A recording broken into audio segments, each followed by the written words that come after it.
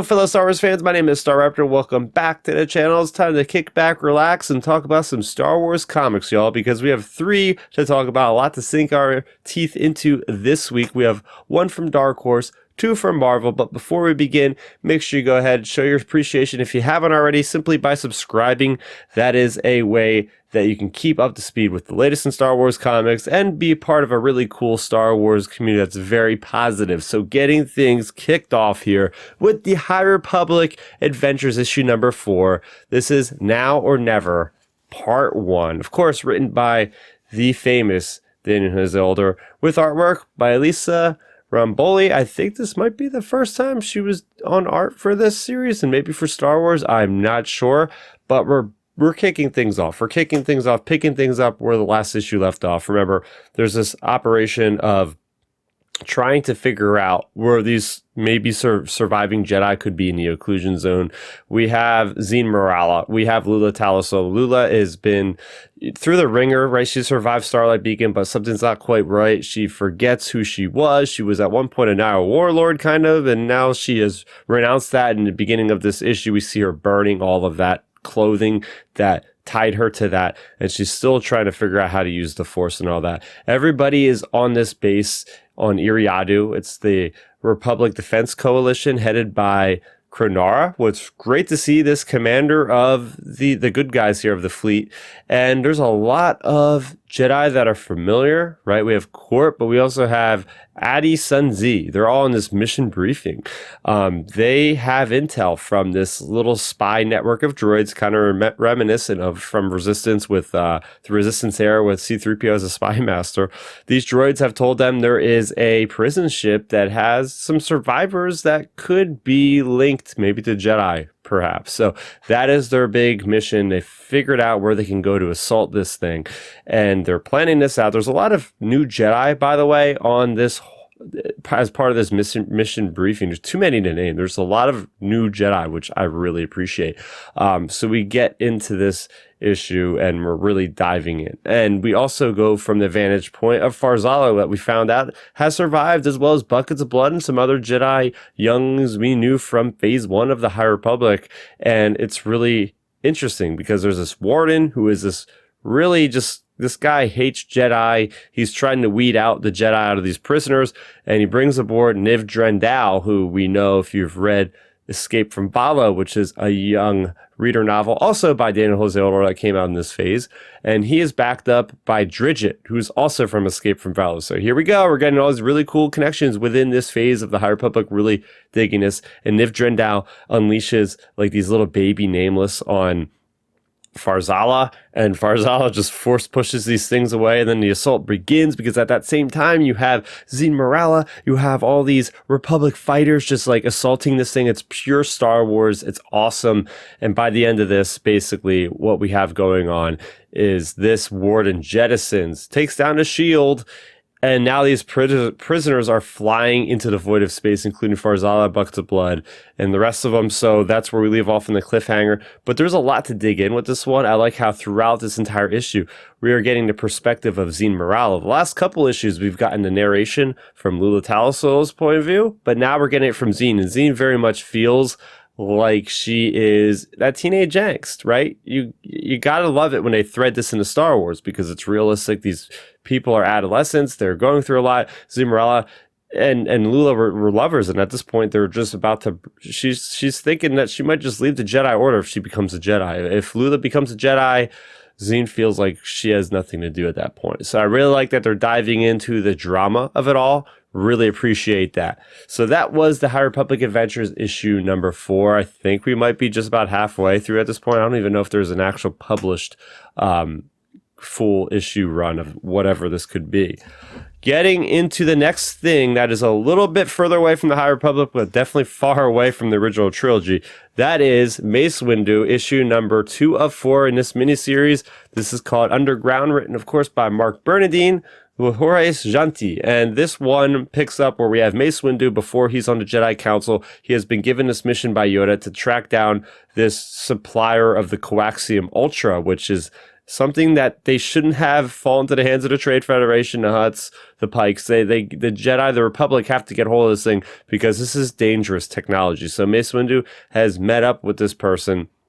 He's met up with a Zeta Cruz, and now they are on the run. They're run from the forces of that planet, but they're also very, very, early in this issue, they are followed by these worms, these giant boar worms. Very interesting story here because Mace Windu can't actually slice through these things with his lightsaber. So what's really nice about this issue is throughout this issue, he's not really using his lightsaber. He's having used the Force. So in the case of Mace, he actually uses like this beast creature kind of Force ability that we see Ezra use, we see other Jedi use, where he's able to just kind of put these boar worms asleep. And throughout this issue, it's a lot of world building, which is great. A lot of lore, a lot of character building for both Zeta Cruz and Mace Windu. We find out that both Mace and Zeta Cruz are both from this one planet called Harkin Cal, or Harun Cal, sorry. And Harun Cal, Harun Cal is basically in the Shatterpoint novel that's now Legends. So it's cool that we're pulling, cherry picking things away from that. And basically by the end of this issue, we are introduced to these new characters. They are from the Shroud. They're called, they want to destroy the galaxy with the Coaxian Ultra.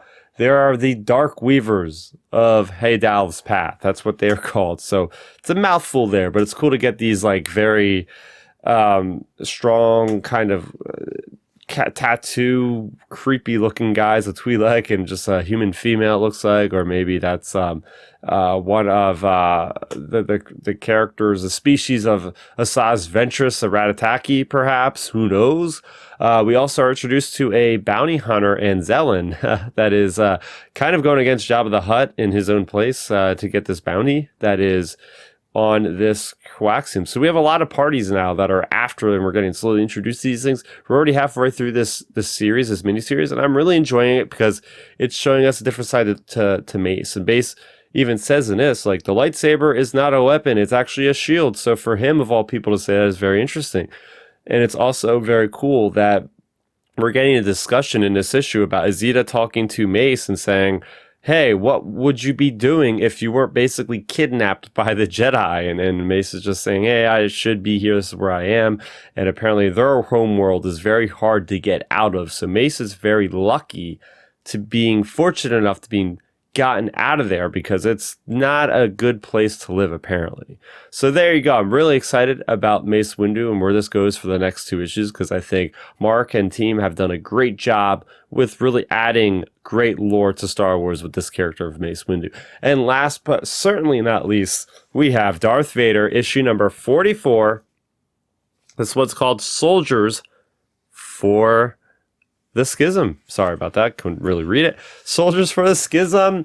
We are seeing, of course, the creative team has not changed. Greg Pak with Adam Gotham and Paul Fry. Okay, maybe the artists have changed, but Greg Pak has been on this series since issue number 1. And he has done a phenomenal job at really navigating a not easy job, right? You're writing a character that is the most infamous character in Star Wars, one of the most recognizable characters in Star Wars. And the fact that he doesn't say much, he's not emotive at all with the helmet, and we're still able to get this great story that is taking place between Empire and Return of the Jedi. So cutting to the chase, this issue doesn't really focus as much on Darth Vader as you would think with a series called Darth Vader. It actually focuses on an officer as part of this Imperial Schism. Remember, this Schism Imperial is basically a bunch of these inside men of the Empire that want to just take down Emperor Palpatine. So they're all doing this, behind closed doors, so to speak. And one of those characters we learned quite a bit about, and it's Fabrian, or Fabarian, if that's however you say it. But this character is an officer that has seen firsthand what the Empire can do, which is they are just bloodthirsty. They don't care about killing their own people, and we get to see he witnesses that in the destruction of these dark droids of what's going on with the Scourge at that time when they had this rampant Scourge going on Coruscant, and then Palpatine says Protocol 23 or whatever it was, but he's seeing Darth Vader. He thinks that Darth Vader did at the time. That's why this character, Fabrian, has a gripe with Vader, and that is part of the reason what got him into the Schism Imperial. But we fast forward later on, and he has lost his job in the ISB, and he's basically a glorified ticketer for the Empire. And we see stuff like this in Andor, right? We get to see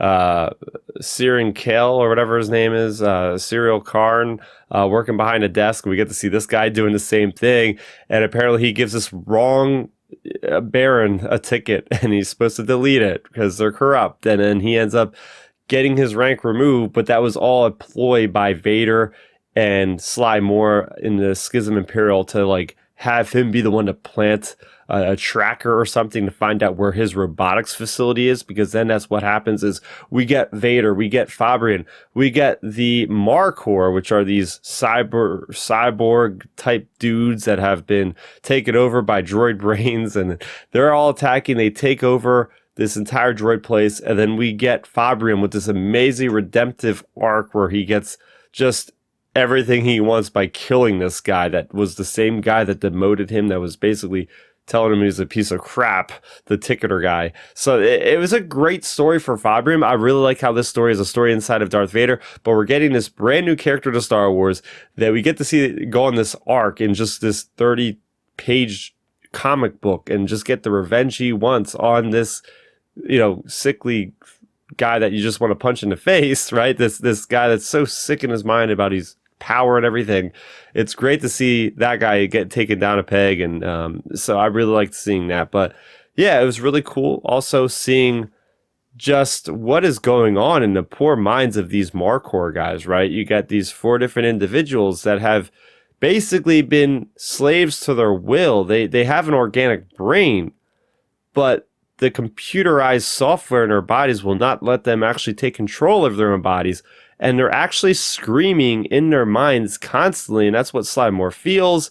And then it overpowers Vader to the point where Vader is even thinking about these poor souls that are trapped in these cyborgs that Vader is commanding around. It's like, sheesh, this is some really dark, crazy stuff here, but Star Wars went there, and I'm really liking where they're going. And this Darth Vader series, man, oh man, I really like where it's going. I really like where it's going.